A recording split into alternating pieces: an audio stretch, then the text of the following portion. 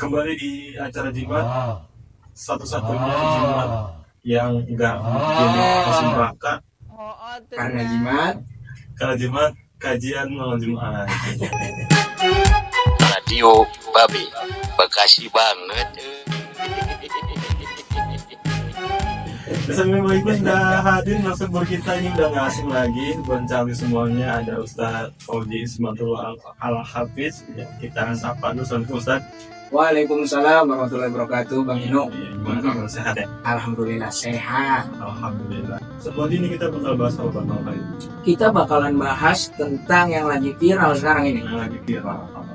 Yang lagi viral itu sekarang Palestina. Wah iya ya, di mana-mana. Jadi pasti juga mengikuti informasi ini ya. Kita buka HP, kita buka Instagram, kita buka apa segala macam, pasti yang muncul Palestina Itu. korban-korbannya. Dan kita bakalan cari sama-sama, Bang Ino, bersama Encang-Cing warga Babe, kenapa sih kita harus bela Palestina? Nah ini ya, pasti Itu. ada beberapa cantik yang mungkin bingung ya, ini kok kita sudah Palestina. Nah itu. Apalagi negara kita bukan hanya umat Islam, ada juga sebagian kita yang Nasrani, kita yang Hindu. Betul. Dan kenapa sih kok kita harus bela Palestina?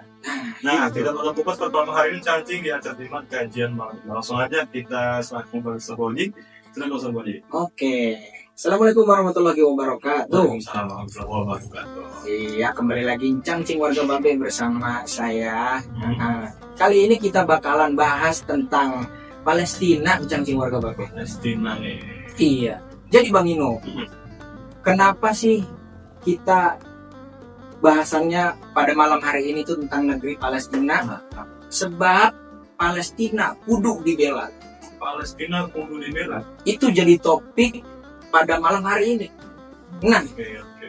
karena sebab Palestina kudu dibela, kenapa kita harus bela Palestina? Kenapa nih kita kok harus bela Palestina nih? Nah, itu kita bakal kulitin sama-sama.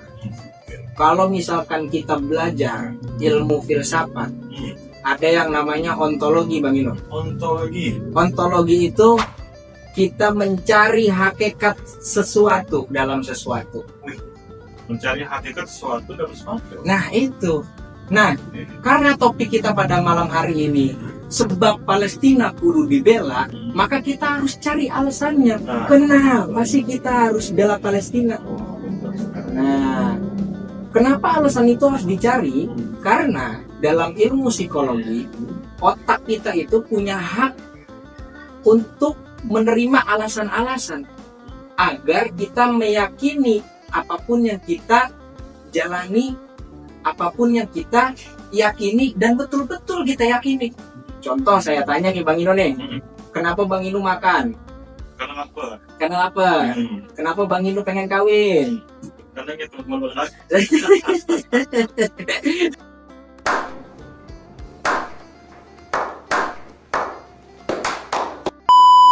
Padahal teman-teman pada kawin. Karena tetangga ngomongin mulu, Bang Ino kapan kawin sih? Iya, harus semangat tuh pinter ya. Nah, maka kenapa kita kudu bela Palestina? Nah, itu harus kita cari alasannya. Harus punya alasan. Dan saya udah kumpulin nih. Setidaknya ada 3 alasan besar kenapa kita harus bela Palestina. Dan Encang-Cing warga Babe harus tahu hari ini. Harus tahu nih. Nah, alasan yang pertama nih Bang Ino. Kenapa sih kita kudu bela Palestina? Betul. Yang pertama, karena Palestina di dalamnya berisi masyarakat yang beragama Muslim. Betul. Karena Palestina itu termasuk negara Muslim ya. Nah, termasuk negara Muslim. Nah, karena di dalamnya ada masyarakat yang beragama Muslim, maka kita terjadi silaturahmi antar agama, antar iman, yang biasa disebut dengan saudara seiman, saudara semuslim. Nah, dan itu akan membentuk satu buah komunitas bernama Ukhuwah Islamiyah. Ukhuwah Islamiyah. Iya, begitu Bang Ino. Nah, maka dari itu kita harus benar-benar paham betul Kenapa kita harus bela Palestina? Yang pertama, karena mereka adalah saudara semuslim, mereka saudara seiman, dan mereka pada hari ini tertindas, mereka pada hari ini terzolimi, mereka pada hari ini digenosida habis-habisan oleh Israel. Apa petuah Nabi? Jika ada seorang muslim yang terzolimi, yang tertindas dan digenosida pada hari ini, kata Nabi SAW seperti ini: masalul mu'minin fi tawaddihim wa tarahumihim wa ta'atufihim masalul jasadi idza ishtaka minhu qudbun tada'alahu sairul jasadi bisahari wal humma. Artinya, perumpamaan orang yang saling mencintai, saling menyayangi, saling menyantuni sesama Islam, itu perumpamaannya seperti satu tubuh. Kalau ada satu tubuh bagian yang sakit, maka seluruh tubuh ini merasakan sakitnya, bakalan demam. Nah, coba kita lihat fenomena pada hari ini, Bang Inuk. Di berita, di WhatsApp, di grup tuh, berita WhatsApp grup juga ada, di Instagram dimanapun pada hari ini rame. Apa fenomena hari ini? Bahwa hari ini Palestina masih terzolimi, masih terintimidasi, dan masih diperangi, digenosida habis-habisan. Bahkan Bang Inuk perlu tahu nih sama cancing warga Babe, sebulan sejak pertempuran meletus pada 7 Oktober, itu sudah ada tercatat 10.000 orang meninggal rakyat Palestina. Wah, itu ya. Nah, itu Bang Ino. Dan 4.100 anak-anak Palestina yang meninggal. Padahal mereka nggak salah, dia nggak tahu apa-apa.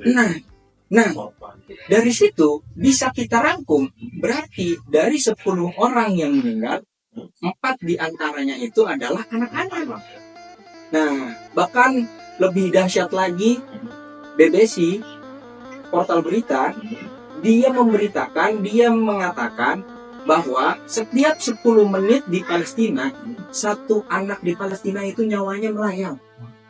Setiap 10 menit. 10 menit, satu anak itu melayang. Nah, coba di Indonesia, 10 menit, bocah-bocah masih pada aman main ML. Tiap hari ya. Itu, bisa main gundu, masih bisa sekolah. Dan di sana setiap 10 menit satu anak di Palestina itu meninggal, Bang Ino. Belum lagi petugas medis, jurnalis, dan juga fasilitas-fasilitas kesehatan yang memang menjadi petugas dan fasilitas kunci di sana, yang memang terlindungi secara hukum internasional. Kalau ada perang itu jangan dihancurin, jangan dibunuh. Itu mereka pada ikut-ikutan mati semua. Tercatat sejak sebulan peperangan 7 Oktober itu, ada banyak 50 jurnalis tewas, 51 fasilitas kesehatan itu hancur, dan 31 mobil ambulan itu kebakar habis. Padahal Itu baru sebulan. ya, dan ini nggak boleh diserang saya. Itu nggak boleh diserang. Itu dilindungi hukum internasional, gitu.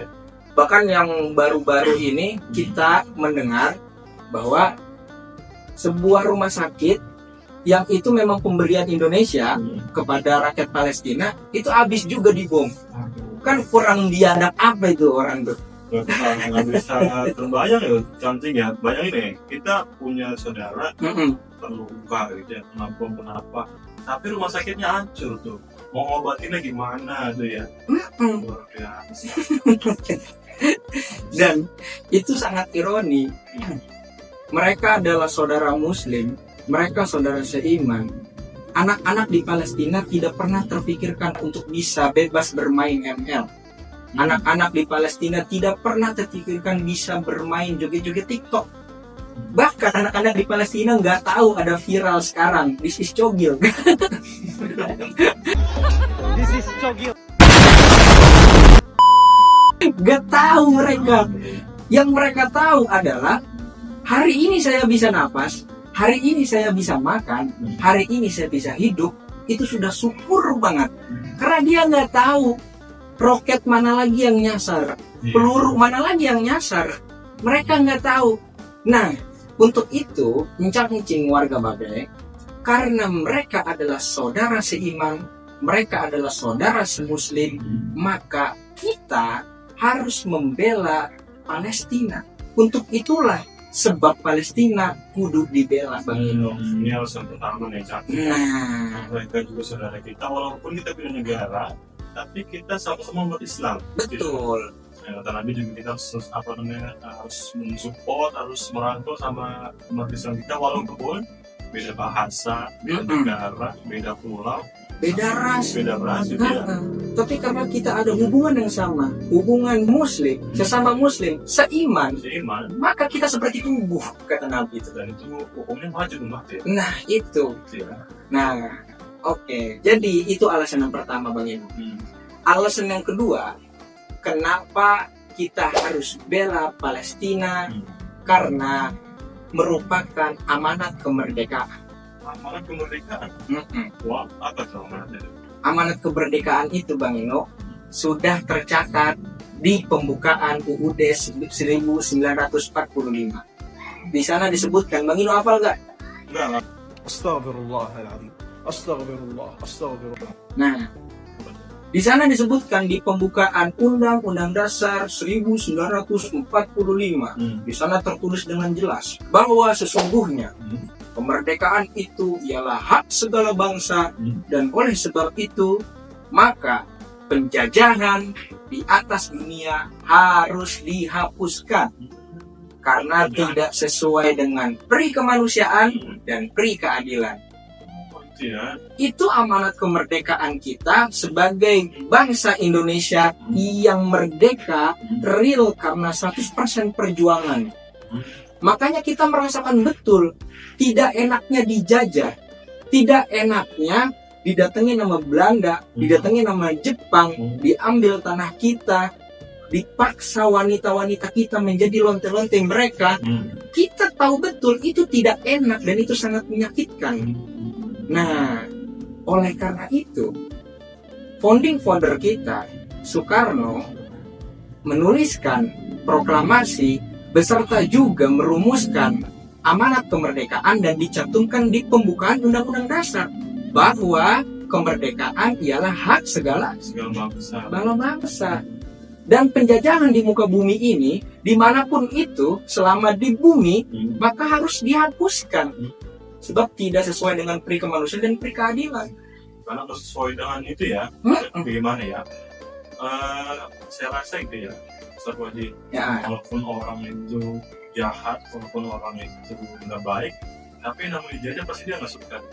Tuh. Karena emang Malaysia kayak gitu ya, nggak suka dijajah dan emang nggak harus menjajah gitu loh. Makanya ini dikatakan tidak sesuai dengan pri kemanusiaan. Gitu. Nah. Kalau orang yang ngejajah nggak punya pri kemanusiaan itu mereka tuh ya. Apalagi dalam kasus Palestina dan Israel, Israel ini benar-benar menjajah dan benar-benar menggenosida Palestina.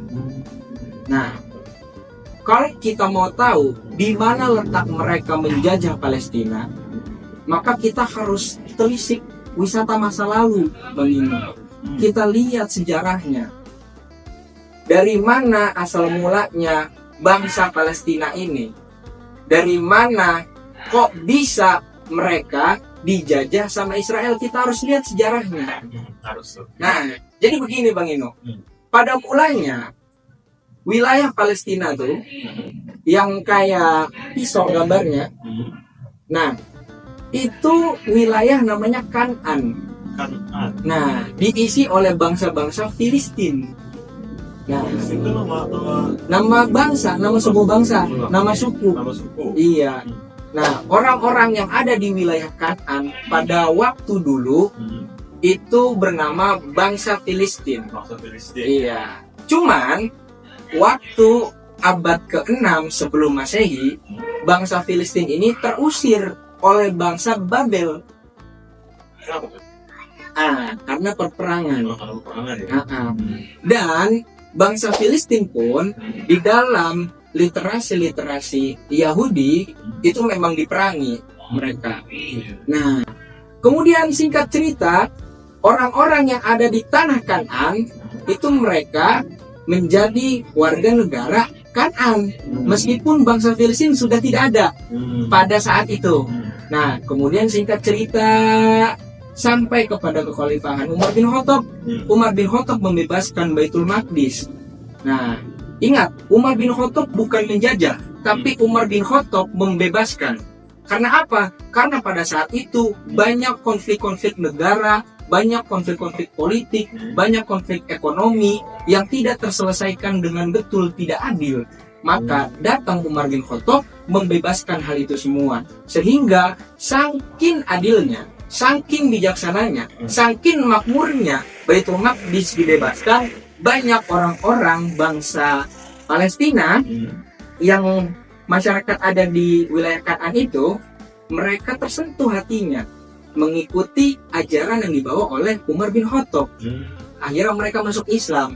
Tapi ada juga yang tetap mempertahankan agamanya mereka, dan itu tidak diusik, nyantai-nyantai aja. Setelah dibebaskan sama Umar bin Khattab, negara Palestina aman dan damai. Baik orang Islam ataupun di luar Islam yang Nasrani, mereka juga aman damai.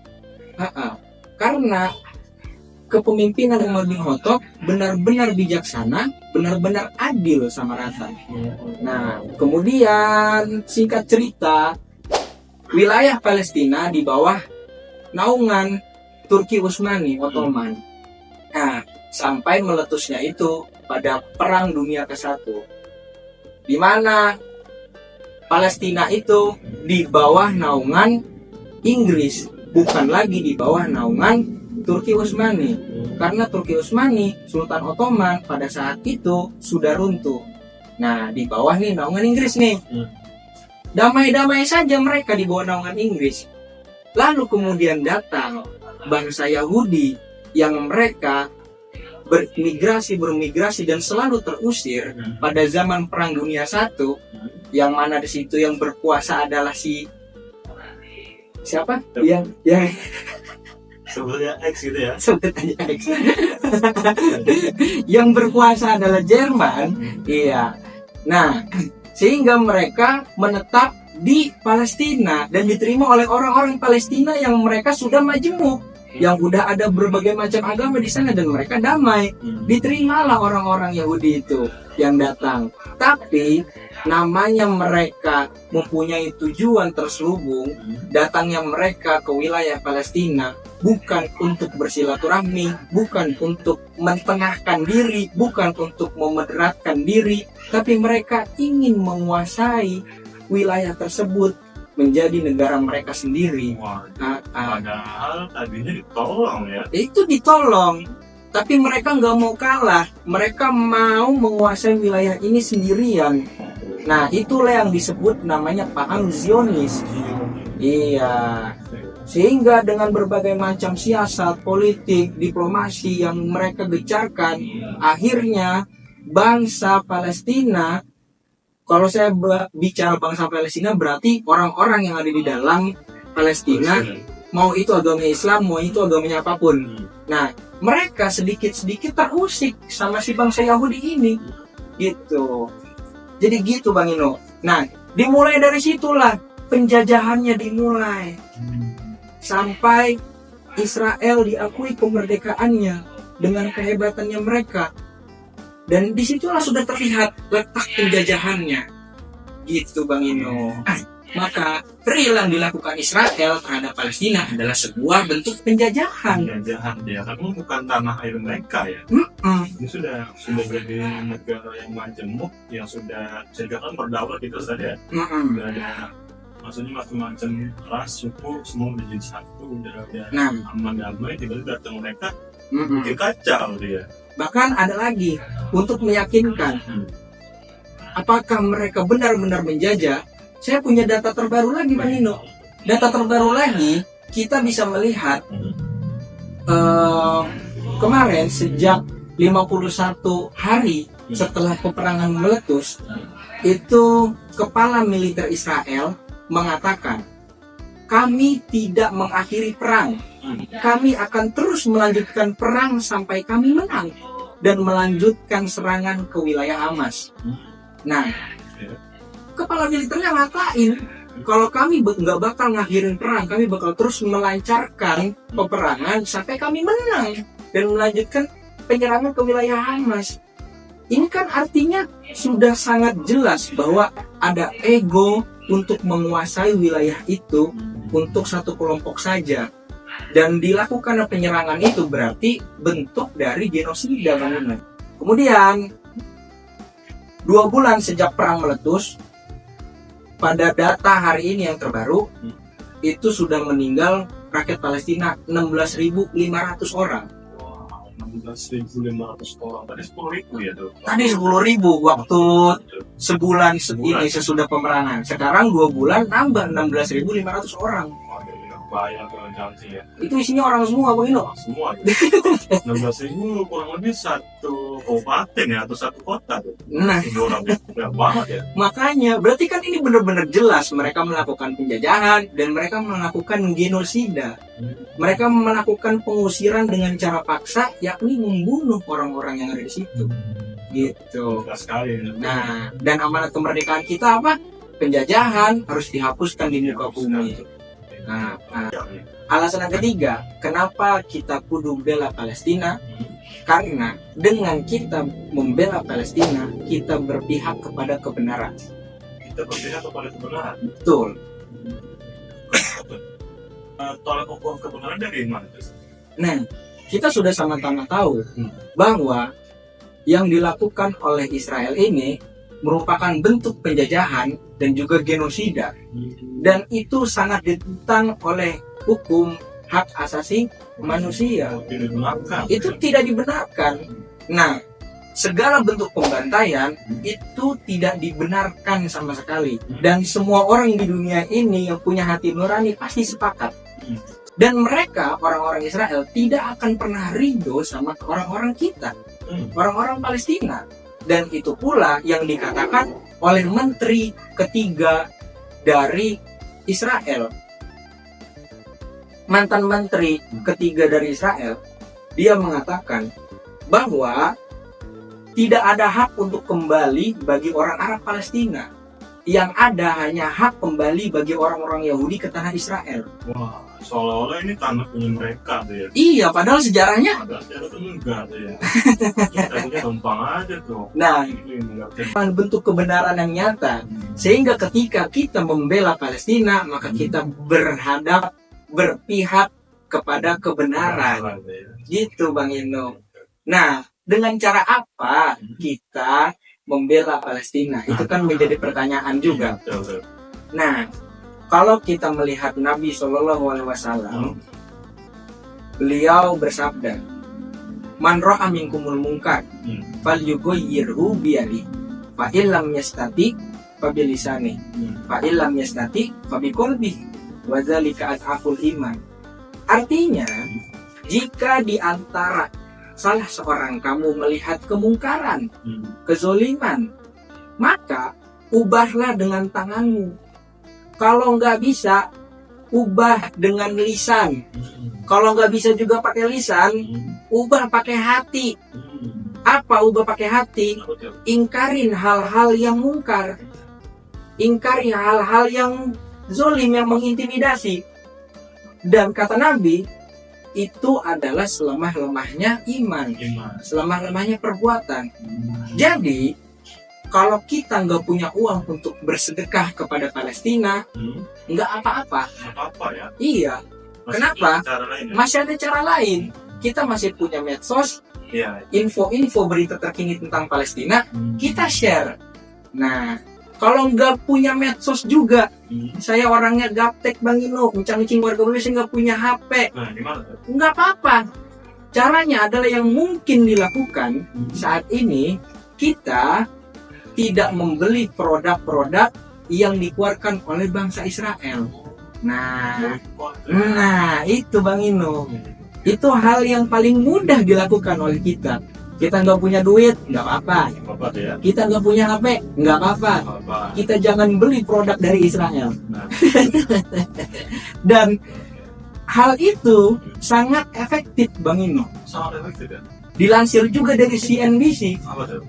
Gara-gara terjadinya pemboikotan di mana-mana, produk Israel mengalami kerugian sebesar 11,5 miliar US dollar. Wah, itu tuh. Itu kalau dirupiahin setara 180 triliun. Karena orang kita nggak beli itu ya. Karena orang kita agak beli produk Israel.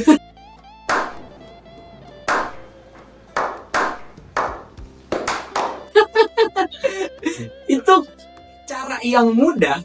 Kita nggak ngapa-ngapain, udah nggak usah beli produk gituan, dan ternyata efektif. Efektif ya. Iya. Nah, tentu dengan berkurangnya pemasukannya tentu berkurang juga tuh suplai anggaran untuk membantu tentara Israel. Betul. Gitu. Dengan tidak membeli produk Israel, maka sama dengan menggugurkan 10 buah peluru yang dapat menyelamatkan 10 orang warga Palestina.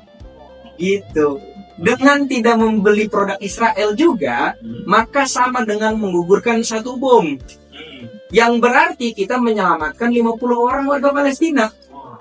Kan dampaknya sangat besar. Luar biasa tuh ya. Padahal less effort. Okay. Kita lihat burung yang membawa air di paruhnya untuk memadamkan api yang membakar Ibrahim. Nah, Terlihat sederhana, terlihat kecil, dan terlihat tidak berdampak untuk menggugurkan, untuk memadamkan api yang membakar Ibrahim. Tapi di situ ada hikmah yang sangat besar. apa tuh? Keberpihakan burung kepada kebenaran. Wow. Keberpihakan burung kepada Nabi Ibrahim. Meskipun yang dia bawa airnya cuma dalam paruh, kecil, setetes. Bisa matiin api tuh ya. Iya, tapi di situ ada keberpihakan kepada kebenaran. Maka kalau kita berpihak kepada Palestina, maka kita sama kepada berpihak kepada kebenaran, Bang Ino. Jika kamu tidak mempunyai uang untuk disedekahkan, jika kamu tidak bisa mendoakan, minimal kamu bisa mengabaikan produk-produk Israel dengan mengejarkan pemboikotan. Jalan menuju surga itu mudah, kawan. Semudah tidak membeli produk Israel. Mudah banget ya. Nah, kita nggak perlu jadi Islam, kita nggak perlu jadi Kristen, kita nggak perlu jadi Hindu Buddha. Tapi Kita hanya perlu menjadi manusia untuk membela Palestina. Nah, karena ini bukan lagi konflik agama, Bang Ino, tapi ini real kekejaman genosida, dan ini adalah bentuk pelanggaran HAM terbesar di dunia. Untuk itulah sebab Palestina kudu dibela, Bang. kudu dibela sih. Oke, mantap juga. Itu juga kita kayaknya harus bersatu gitu, Ustaz ya. Perlu lah. Bersatu ya, karena ada makalah atau ada hadis gue lupa, atau mungkin dikoreksi. Apa tuh? Al-batil bin nidam yaglibul haq bi ghairi nidam. Apa artinya Bang Ino? Kebatilan yang tersusun itu akan memenangkan kebenaran yang tersusun. Ya, jadi apa dia, walaupun dia batil, walaupun dia salah, tapi kalau dia tersusun, terorganisir, termanajemen dengan baik, dan itu bisa mengalahkan yang benar. Kebenaran yang tidak termanage dengan baik. Betul. Maka itu karena kita tahu sebuah kebenaran membela Palestina, jangan sampai kita perlu bersatu. Bukan berarti kita bersatu menyerang dengan menggunakan senjata, fisik dan sebagainya, tapi kita bisa bersatu yang tadi disampaikan seperti itu, bisa boykot, kita bisa serukan di media sosial kita agar ini terlihat bahwasannya bangsa bisa bersatu untuk Palestina, gitu ya. Oke banget. Terima kasihnya. Cakep. Adio Babe, terima kasih banget. Suara sejuta telinga. Assalamualaikum warahmatullahi wabarakatuh. Bye. Yuk. Radio Babe, Bekasi banget, euy.